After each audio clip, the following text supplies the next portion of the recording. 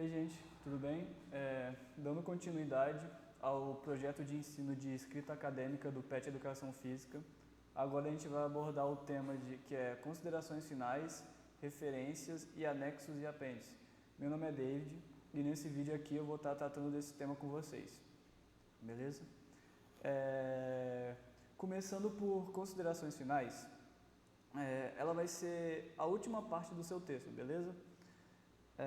Ela também é uma forma de concluir o seu trabalho.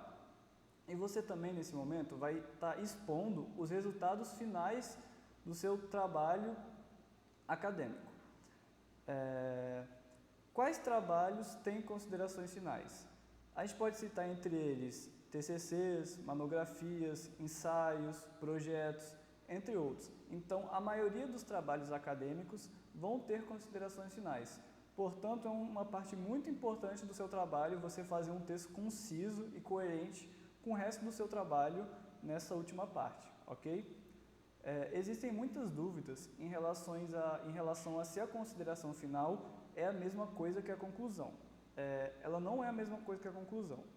Enquanto a conclusão tenta ser mais direta e responder aos problemas do seu trabalho, abordando questões mais diretas no final do trabalho, pondo ponto final na sua pesquisa de maneira mais fechada, a consideração final tenta fazer isso de uma maneira mais reflexiva, expondo todo o percurso do trabalho, suas limitações, os seus pontos positivos e seus pontos negativos e dando futuros direcionamentos para pesquisas em trabalhos da mesma área. Então, podemos resumir que a conclusão é um pouco mais direta e a consideração final é um pouco mais aberta, mas elas têm funções parecidas. Mas como que eu vou definir se o meu trabalho tem uma conclusão ou uma consideração final? Bom, isso cabe a você, autor. Você vai ter que levar em consideração qual que é o seu tipo do seu trabalho, o que você quer falar no final do seu trabalho, a orientação do seu orientador, as diretrizes da sua instituição. Então, levando tudo isso em consideração, você vai escolher se você vai colocar uma consideração final ou uma conclusão no final do seu trabalho. Ok? Bom, e qual que vai ser a função dessa consideração final? Ela vai ter uma ligação direta com o resto do seu trabalho. Então, é muito importante que nas considerações finais, como está aqui nesse slide, não se deve ter nenhum argumento novo que não foi trabalhado ao longo do trabalho. Então, nada de novo deve ser apresentado nas considerações finais. Você vai apenas citar ou relacionar coisas que já foram apresentadas ao longo do seu trabalho. Você vai retomar questões apresentadas na introdução e fechá-las, porque na introdução você introduz e na consideração final você fecha elas. Você também vai responder se o problema da pesquisa foi resolvido, caso sua pesquisa tenha um problema. Vale ressaltar que nem toda pesquisa tem um problema. Por exemplo, um relato de caso não necessariamente tem um problema. Porém, se o seu trabalho tiver um problema, cabe na consideração final responder este problema. Você também vai sintetizar de forma breve os argumentos tratados anteriormente no seu trabalho. Todo trabalho acadêmico vai ter argumentos. Então, aqui nas considerações finais, você vai trazer ele de novo de forma sintetizada e resumida de forma coerente com o seu texto. E também vai apresentar os achados na pesquisa. Com isso, para trazer as contribuições e encaminhamentos para futuras pesquisas. É muito importante nas suas considerações finais você trazer os achados da pesquisa. Vai ser o principal momento que esses achados da sua pesquisa vão ser expostos no seu trabalho. Agora eu vou tratar de alguns pontos importantes no seu trabalho, que no seu caso, na sua consideração final deve ter. Desses pontos que eu vou trazer, nem todos são obrigatórios. Cabe a você ver e analisar se o seu trabalho necessitará desses pontos que eu vou abordar, ok? No final vai ter um checklist e você vai poder analisar de uma forma mais ampla se o seu trabalho necessitará desses pontos que eu vou abordar. Bom, retomar o tema e ressaltar a contribuição acadêmica do trabalho. Isso eu considero quase que obrigatório. vai ser a primeira coisa que você vai escrever em uma consideração final. Você vai começar já retomando o tema e ressaltando a contribuição dele para a sociedade, sabe? Essa retomada de informações vai ajudar você a formar uma linha de raciocínio e dar contexto para apresentar os resultados obtidos. Lembra que eu falei que é na consideração final que você vai apresentar os resultados do seu trabalho? Então, essa contextualização, essa retomada do tema vai te dar um breve contexto, sabe? Uma breve introdução para você apresentar esses resultados. Por isso que é muito importante você retomar o tema. Se alguém cair de paraquedas no seu trabalho e ler as considerações finais, ela tem que entender qual que é o tema do seu trabalho, o que ele abordou, só lendo as considerações finais. Bom, você vai fazer uma recapitulação geral do tema, você vai relembrar os aspectos da justificativa, ali você vai escrever por que o seu tema é importante. Todo trabalho tem uma justificativa, certo? E você vai apresentar brevemente qual foi a metodologia do seu trabalho. Mesmo sendo brevemente, essa é uma parte muito importante, porque todo trabalho acadêmico, científico, tem uma metodologia. Então, como o seu trabalho tem uma metodologia, meio que você tem que botar ele nessa consideração final. Não tem por que você esconder a sua metodologia. Se ele teve uma metodologia, você vai apresentar ela. Então, cabe nesse primeiro momento você apresentar qual a metodologia que você usou. Mesmo sendo de forma breve, é muito importante você apresentar o método da sua pesquisa. Outra coisa que você vai fazer no seu trabalho é analisar os cumprimentos do objetivo do seu trabalho. Eu também considero essa parte muito importante porque todo trabalho tem objetivos específicos e gerais. Então aqui você vai relembrar quais foram os objetivos específicos e gerais e se a pesquisa atingiu esses objetivos. Aqui também vale ressaltar que se algum objetivo estiver pendente, significa que a sua pesquisa ainda não acabou. Então fica essa dica aí, se você está escrevendo suas considerações finais e percebeu que algum objetivo ficou no ar, volte no seu trabalho, volte nesse objetivo, porque ele ficou pendente e a sua pesquisa vai carecer dessa parte. Agora, a apresentação e fechamento dos resultados. Uma parte também muito importante, que vai ter ligação direta com o ponto anterior, que foi a apresentação dos objetivos. Agora você vai apresentar se os objetivos foram concluídos. Bom, aqui não é necessário se aprofundar e nem detalhar os dados obtidos. Você vai citar eles. No seu trabalho, você com certeza vai ter apresentado eles de forma mais concisa e detalhada. Nessa consideração final, você vai citar eles de forma mais breve e sintetizada. Você também deve evitar citações de dados de outra pessoa, porque aqui o foco é mostrar a sua percepção do trabalho, como é que se deu o seu processo. Então, não faz sentido você trazer dados e citações de outra pessoa se o foco é mostrar a sua percepção do trabalho, certo? Então, nessa parte, você vai basicamente fazer um relato das principais descobertas que você fez em cada objetivo específico. Por isso que nessa parte anterior, que eu mostrei, no slide anterior, é importante estar alinhado com o outro, porque você vai antes apresentar os objetivos específicos e depois você vai falar cada descoberta que você fez em cada objetivo específico. Seguir essa ordem é importante para você ter um texto coeso e conciso, para que a sua consideração final não fique perdida. Você também vai fazer a verificação da hipótese, caso o seu trabalho tenha uma hipótese. Você vai retomar a hipótese que foi levantada e se a pesquisa refutou ou confirmou a hipótese levantada. Vale ressaltar que se o seu trabalho não tiver uma hipótese, seu trabalho não foi feito baseado em uma hipótese, não tem sentido em ter essa parte no seu trabalho, porque, obviamente, você não trabalhou com uma hipótese, então por que você vai verificar a hipótese, certo? Outra coisa que você pode fazer, caso faça sentido para o seu trabalho, é responder ao problema da pesquisa.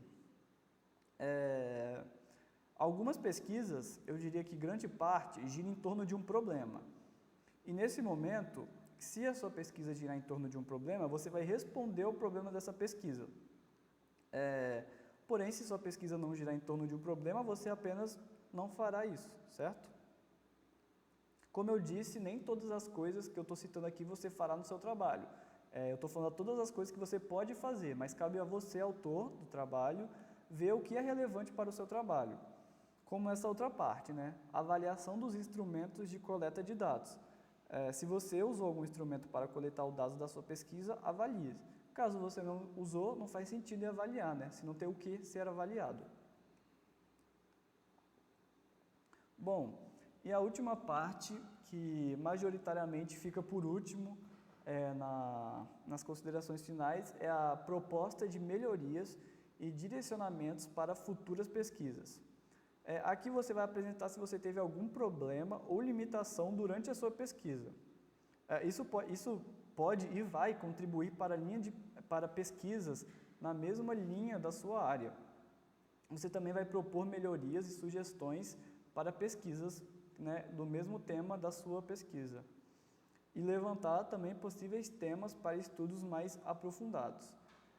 Essa parte, esse ponto, eu considero muito importante também porque ele pode estar presente em qualquer tipo de trabalho, seja ele um relato de experiência, uma pesquisa qualitativa, uma pesquisa quantitativa, uma pesquisa bibliográfica, sabe? Porque ele vai ajudar pesquisadores de diversas outras áreas que até possam não ter a ver com a sua área, que estão fazendo alguma pesquisa dentro da sua área para ajudar nas áreas deles, até ajuda com a sua linha de pesquisa, porque você vai ter experiência da sua pesquisa, então você pode passar essa sua experiência a outros pesquisadores.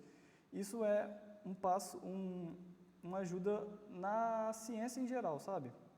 Então, qualquer tipo de trabalho pode ter essas propostas e direcionamentos para futuras pesquisas, porém vocês vão ver que nem todo trabalho tem isso. Isso não é um erro nem um acerto necessariamente. Porém, eu considero que seria importante todo trabalho ter isso.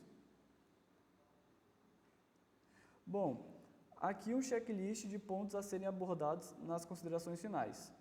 Como eu disse, tema e relevância do trabalho, o cumprimento dos objetivos, os resultados obtidos, verificação da hipótese, respostas ao problema das pesquisas, avaliação de instrumentos de coleta de dados, melhorias e direcionamentos futuros.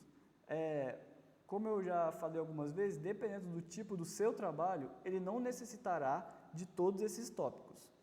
Cabe a você realmente ver se o seu trabalho precisará disso nas considerações finais. Algumas coisas, como eu já disse, terão que quase que obrigatoriamente estar no seu trabalho, como, por exemplo, o tema e relevância do trabalho. Vai ser a primeira coisa que você vai escrever. O cumprimento dos objetivos também é muito importante estar. Se o seu trabalho tiver uma hipótese, também você tem que botar a verificação da hipótese. Se você usou algum instrumento de coleta de dados, você tem que avaliar eles. Sabe? Então, você não tem que botar tudo que está aqui, mas cabe a você avaliar o que será importante eu fazer na minha consideração final. Agora, a gente vai ver alguns exemplos de considerações finais e eu vou apresentar para vocês onde que estão os pontos que eu abordei nessas considerações finais, ok? O primeiro trabalho é um trabalho com um título de nanotecnologia aplicada a cosméticos. Eu vou botar aqui só a consideração final e eu vou ler junto com vocês para a gente dissecar esse trabalho. Bom, o autor começa bem assim: a nanotecnologia é uma ferramenta para investigação e desenvolvimento de novos produtos. Você vê que ele retoma o tema nesse começo. Então, ele basicamente retomou o tema aqui. Aí depois ele vai falar sobre a relevância do tema. Essa tecnologia é bastante ampliada, sendo aplicada em vários segmentos, como eletrônicos, medicinal, alimentos, entre outros. Então, aqui ele falou sobre a relevância do seu tema, beleza? Falou por que esse tema é relevante. Aí depois ele começa a dar um contexto sobre a sua pesquisa. Com ênfase nos cosméticos, observa-se as nanopartículas em separação, sendo lábeis e insolúveis, e a sua separação é realizada através de duas técnicas, que são a bottom-up e a top-down. Como visto, as nanopartículas acarretam de formas diferentes ao ativo por serem em nanoescalas. Sua penetração na derme é aumentada e a utilização de ativos, fragrâncias, tensoativos, emolientes são diminuídas, pois a entrada do mesmo na pele é facilitada por essas partículas. Aqui ele contextualizou o seu trabalho. Aí na próxima parte, ele começa a falar do método da sua pesquisa de forma bem breve e do objetivo. Através da revisão bibliográfica, tá vendo? Isso é um método. Aí o objetivo, as principais nanopartículas aplicadas aos cosméticos foram apresentadas. Qual o objetivo? Apresentar as principais nanopartículas aplicadas aos cosméticos. Então, esse é o objetivo. Aí ele dá uma introdução dos seus resultados. Qual foi a introdução? Foi possível observar alguns estudos in vitro que mostraram a penetração destes nanomateriais na pele, aspectos de segurança e regulamentação vigente. Então aqui ele começa a falar um pouco dos resultados e mais adiante ele dá os resultados completos. Ele continua falando: a regulamentação aplicada para materiais como nanotecnologia é escassa, carecendo de leis para nanocosméticos. Nos Estados Unidos, a criação da agência FDA possui o objetivo de criar formas de avaliar os produtos tecnológicos, assim oferecendo assistência para as empresas. Na União Europeia, existem comitês responsáveis para regulamentar os nanomateriais, fazendo a parceria entre o governo e a indústria. O programa NanoReg tem a finalidade de apresentar à agências de regulamentação um conjunto de ferramentas para avaliação de riscos e tomadas de decisão. Já no Brasil, não há regulamentação específica quanto a nanomateriais aplicados a cosméticos, pois não existem informações suficientes acerca de riscos à saúde humana e meio ambiente, sendo a regulamentação bastante precária, realizada através de projetos de lei para o aprimoramento de protocolos para nanomateriais. Entretanto, o Brasil faz parte do programa NanoReg desde 2014, sendo o avanço para a criação de normas em relação à nanotecnologia. O NanoReg é responsável pela coordenação científica e o Inmetro e o Ministério da Ciência e Tecnologia e Inovação são responsáveis pela gestão para finalidades do regimento do programa. Então, esses são os resultados que ele teve, baseado na revisão bibliográfica que ele teve, certo? Então, aqui a gente pode ver o checklist baseado nas coisas que ele fez. Ele começou trazendo o tema e relevância do trabalho, trouxe o cumprimento e os objetivos do trabalho, trouxe os resultados obtidos. Ele não trouxe a verificação da hipótese, porque o trabalho dele não tem uma hipótese. Ele não trouxe as respostas aos problemas da pesquisa, porque o trabalho dele não tem um problema necessariamente, né? No caso desse trabalho, é uma revisão bibliográfica. Ele não avaliou o instrumento de coleta de dados, porque ele não coletou dados, e ele não propôs melhorias e direcionamentos futuros, o que não é necessariamente um erro, mas poderia ter tido nesse trabalho. Ok? Outro exemplo. Uso e usuários do Centro de Memória da Educação Física, do Esporte e do Lazer da UFMG. Bom, aqui o autor já começa com a retomada do tema. O presente estudo, embasado na filosofia educacional de Paulo Freire e permeado pela rica tapeçaria de LAM é lutas e artes marciais, ok? Das lutas e artes marciais, delineou um cenário educativo que transcende os limites tradicionais da pedagogia.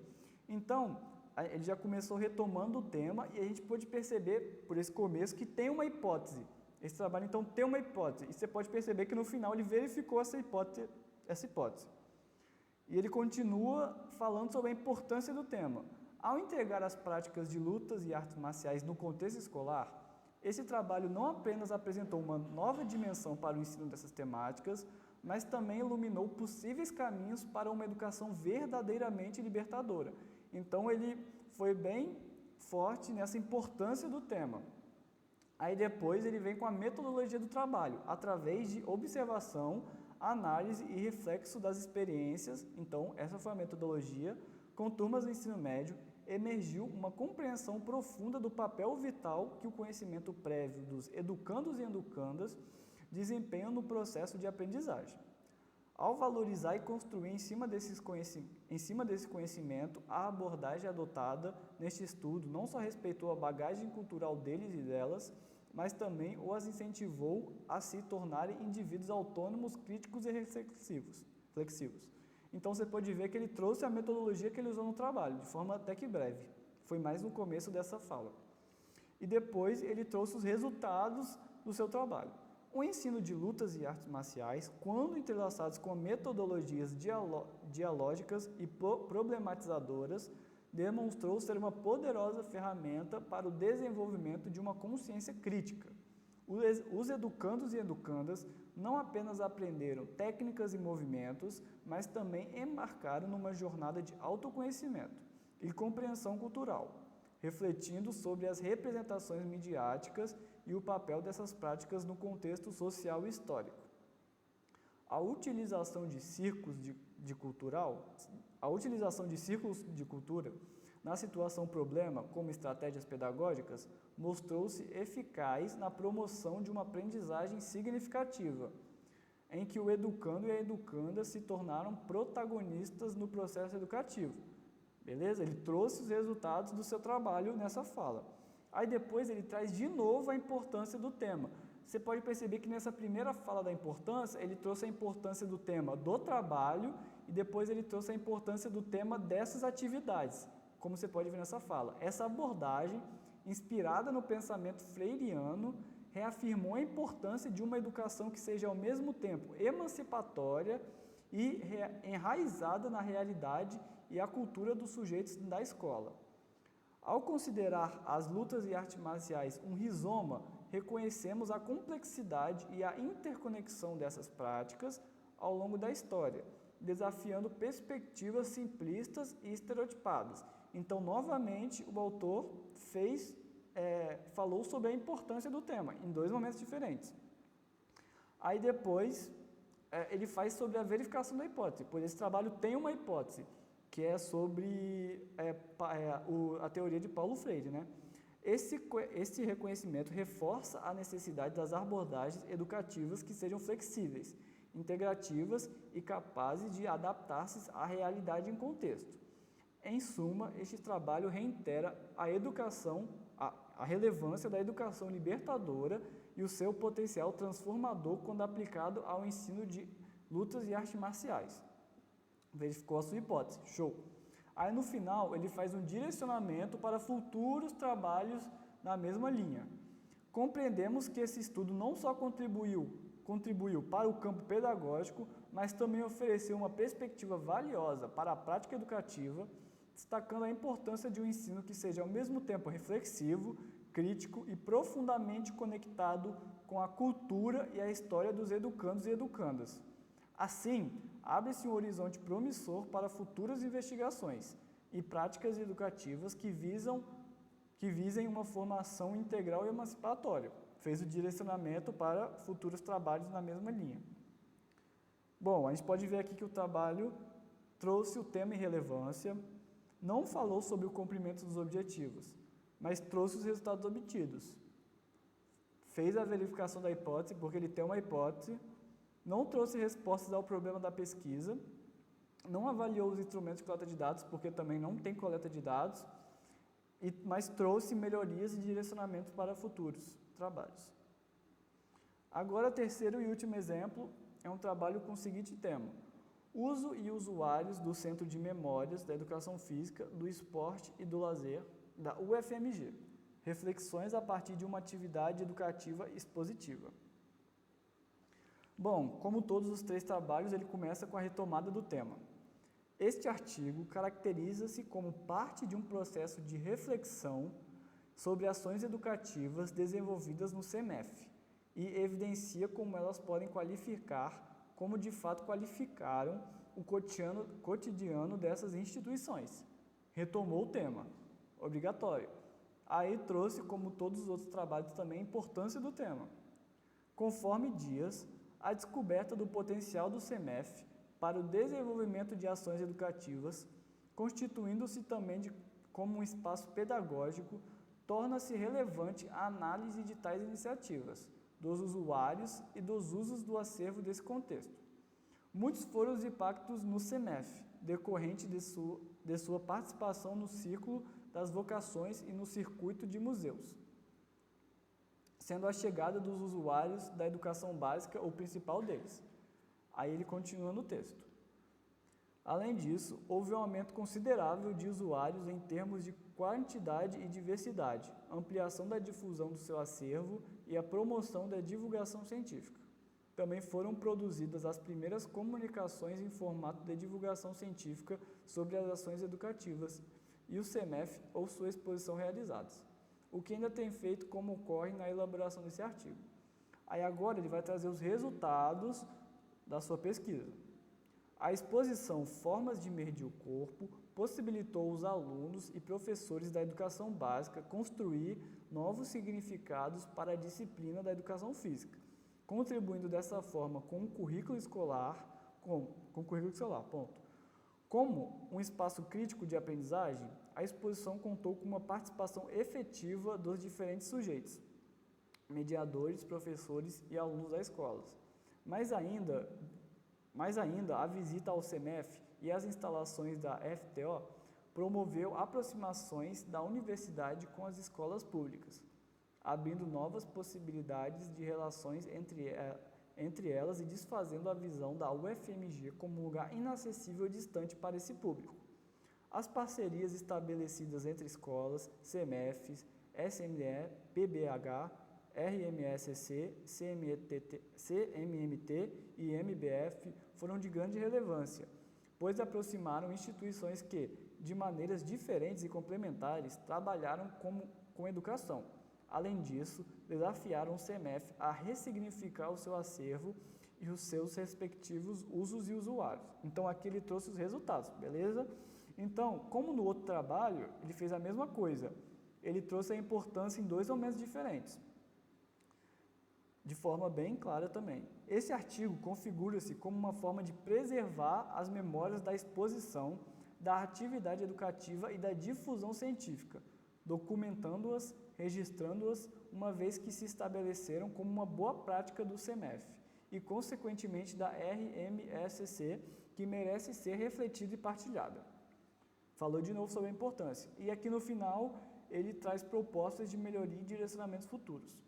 Também é o primeiro esforço de sistematizar e compreender questões referentes aos usuários do CEMEF, o que revela a necessidade de novas pesquisas sobre o tema. Em especial, acerca dos projetos pedagógicos dos professores da rede municipal e as conexões estabelecidas com a exposição Formas de Medir o Corpo, o que não foi possível realizar nesse trabalho. Percebam que nessa última frase, ele até faz meio que uma crítica ao trabalho dele, né? Uma limitação, algo que não foi possível no trabalho dele, o que é interessante. Bom, o checklist novamente. Trouxe o tema e a relevância do trabalho, não trouxe o cumprimento dos objetivos, trouxe o resultado objetivo, resultados obtidos, não verificou a hipótese porque o trabalho dele não tem uma hipótese, não trouxe as respostas ao problema porque o trabalho dele também não tem um problema, não avaliou o instrumento de coleta de dados também porque não houve coleta de dados e trouxe a melhorias e direcionamentos futuros. Beleza? E assim a gente finaliza a primeira parte, que são as considerações finais, e vamos passar para referências agora. Bom, as referências que a gente vai tratar aqui nessa parte não serão aquelas referências que você cita ao longo do seu texto, referências diretas, indiretas, certo? Serão aquelas referências que ficam no final do seu texto, sabe? Aquelas que você tem que botar em ordem alfabética, desse jeito.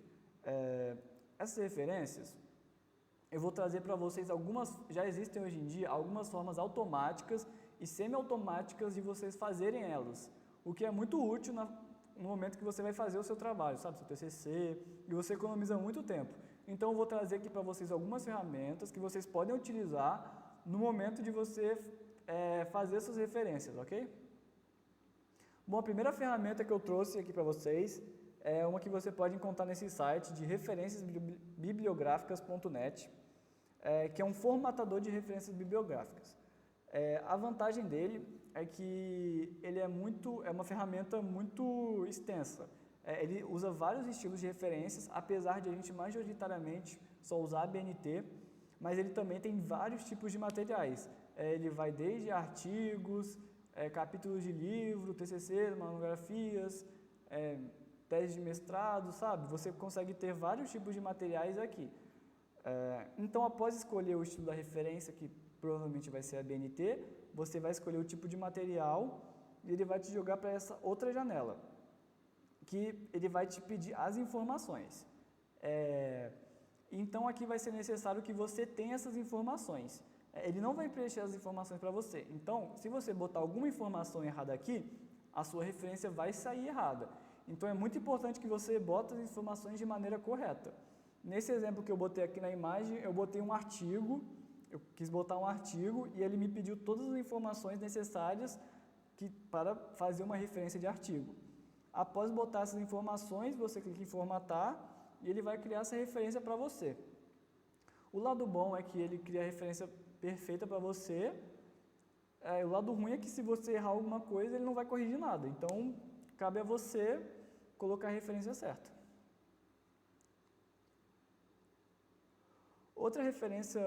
Outra ferramenta muito bacana é essa daqui que você encontra no site mori.ufsc.br, que ele é basicamente um mecanismo para quando algum trabalho tiver DOI. O que é DOI? DOI é o Digital Object Identifier. Basicamente, quando um artigo ou um trabalho estiver em uma revista, ele vai ter o DOI. E o DOI vai ser basicamente o CPF desse trabalho. E quando esse trabalho tiver DOI, você pode pegar o DOI, que é esse número, jogar aqui nesse site, que ele vai te gerar a referência instantânea. Você não precisa mais preencher nenhum dado. Você só bota o número ali onde está exemplo e aperta em buscar, que ele vai preencher aqueles dados ali e vai gerar, e depois você gera a referência. O lado bom é que é praticamente automático, mas o lado ruim é que só vai ter DOI os trabalhos que tiverem em revistas científicas. Então, como não são todos os trabalhos que estão em revistas científicas, não são todos os trabalhos que vão ter DOI. Então, você não consegue usar essa ferramenta para todos os trabalhos, mas para os trabalhos que estiverem em revistas é muito útil. Outra ferramenta que você pode usar é uma muito simples, mas que muitas pessoas não têm conhecimento. Ela está presente no Google Acadêmico. Quando você usa um trabalho do Google, eu peguei esse como exemplo, o nome é Programa de Educação Tutorial Educação Física no CEF de UFES, desmontando os monumentos e construindo uma história. Vamos supor que eu usei ele no meu trabalho. Aí eu quero botar ele nas minhas referências. Basta eu clicar nesse lugarzinho que está marcado ali na primeira imagem, citar, e vai abrir essa outra imagem. Nessa outra imagem vão aparecer 3 referências. Essa NBR é a referência ABNT, atualizado, NBR 6023. É exatamente a referência que é usada nos trabalhos acadêmicos. Então, basta você pegar essa referência e botar no seu trabalho. Muita gente não conhece, mas é muito útil, então só está lá. Qualquer trabalho que tiver no Google Acadêmico e tiver essa abinha citar, basta você clicar ali e pegar a referência e botar no seu trabalho. Ok? Passando agora para anexos e apêndices. Bom, o que são os anexos e apêndices? Os anexos e apêndices podem ser imagens, documentos e gráficos ou qualquer coisa dessa natureza que são usados para embasar e dar profundidade ao seu trabalho. Eles vão servir realmente para você usar no seu trabalho para dar alguma clareza e uma certa realmente profundidade a ele, para ele ter um grau maior. A única diferença entre anexos e apêndices é que os apêndices são feitos por você mesmo. Então, se você fez alguma coisa que você quer usar no seu trabalho, ele é um apêndice. Se você quer usar uma coisa feita por outra pessoa, é um anexo. Por exemplo, um texto que eu escrevi é um apêndice, porque eu escrevi, então eu vou botar no meu trabalho. Um documento, uma lei. Uma lei não fui eu que fiz a lei, não fui eu que escrevi a lei, então é um anexo. Beleza? Vale ressaltar que sempre quando eu for apresentar os anexos e apêndices, eu não vou botar eles no texto. Se eu quero botar uma imagem, por exemplo, como um anexo ou um apêndice, eu tenho que botar ele no final do meu trabalho. Eu cito ele durante o meu texto e boto ele no final do meu trabalho. Eu vou explicar certinho a seguir. Isso está aqui um exemplo de como que eu boto ele no meu trabalho. Primeiro eu tenho que indicar no meu sumário que meu trabalho tem um anexo, por exemplo, aqui, por exemplo, esse meu trabalho tem um anexo. Então eu boto aqui no meu sumário que tem um anexo. Eu vou citá-lo durante o meu trabalho, como por exemplo, está aqui, conforme está descrito no anexo A. Então, esse anexo A vai estar lá no final do meu trabalho, após o apêndice, por exemplo, e eu vou disponibilizar esse anexo A, que nesse caso aqui eu botei um artigo, de uma lei no caso, beleza? Os anexos e apêndices, como eu disse, são usados para dar profundidade ao seu trabalho. Então, como são coisas para dar profundidade, devem ser coisas de um grau maior do que você está usando no seu trabalho. Então, dicas de o que você pode usar como anexo são legislação no geral, órgãos oficiais especializados no tema, textos e estudos de pessoas com notório saber no estudo, porque esses textos com certeza irão agregar muito no seu tema, se são pessoas que já têm muito conhecimento nessa área que você está estudando, trabalhos acadêmicos de pessoas de grau acima do seu, né, mestres, doutores e pós-doutores e coisas do tipo. Então, o que realmente valeria a pena são coisas que iriam agregar no seu trabalho. Beleza? Bom, esse foi o trabalho sobre considerações finais, referências e anexos. Obrigado pela atenção e é isso. Pode finalizar.